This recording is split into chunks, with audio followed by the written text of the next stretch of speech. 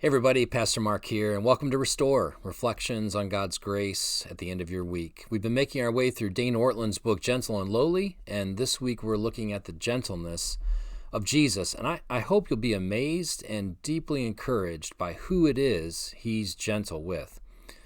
Hebrews 5:2 says this, "He can deal gently with the ignorant and wayward, since he himself is beset with weaknesses." Now, in the context, the author of Hebrews is reminding us of the high priests from the Old Testament. They were called to stand before God on behalf of the people, to offer sacrifices in order to atone for the sins of the people. And because they themselves were just people, beset with weaknesses, just as much in need of forgiveness as everyone else around them, they should have been able to deal gently with the people, not flying off the handle, not surprised by their sin, not disappointed or disgusted or otherwise unwilling to go before God with the sacrifice. Well, Hebrews tells us that Jesus is the ultimate high priest. We saw that last week in chapter 4. We do not have a high priest who is unable to sympathize with us in our weaknesses. And we see it here in chapter 5. He can deal gently with the ignorant and wayward, since he himself is beset with weaknesses. Now, we got to break that verse down, because Jesus beset with weaknesses? And the answer is yeah, in the sense that he was in the trenches with us. He didn't sin, but he understands weakness in a way that's actually beyond our comprehension, but we can understand it at this level. When we sin, we often think, oh, I'm so weak. Jesus didn't sin, but he looks at us in our weakness and says, I understand that weakness. Therefore, he is able to deal gently with us because he gets it. His sympathy that he feels for us is expressed in tenderness toward us. But who is it with whom he gently deals? And the answer is the ignorant and wayward, which is just another way of saying everyone who comes to him, no matter how badly they've sinned.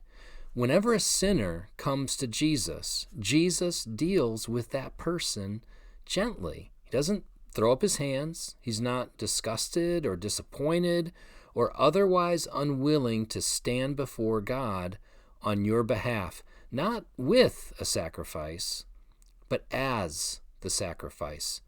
Jesus is not only the high priest to end all high priests, he is also the sacrifice that ends all sacrifices. His death on the cross brings full atonement for sin. His blood was shed for the forgiveness of all who would look to him for it, and he is risen and he's ready to deal gently with you. That's true the first time you come to Jesus for forgiveness, and it's true every time you come to Jesus for forgiveness. Nothing can stop him from moving towards you in love if you will open yourself up to him. But let me say this, now is the time to open yourself up to him. Now is the time to go to him admitting your sin in order to receive his forgiveness. Jesus is a lamb in his tenderness toward those who repent, but he will be a lion in his judgment toward those who will not. Ortlund writes this, "What elicits tenderness from Jesus is not the severity of the sin, but whether the sinner comes to him. Whatever our offense, he deals gently with us. If we never come to him, we will experience judgment. If we do come to him, as fierce as his lion-like judgment would have been against us, so deep will be his lamb-like tenderness for us. We will be enveloped by one or the other. To no one will Jesus be neutral."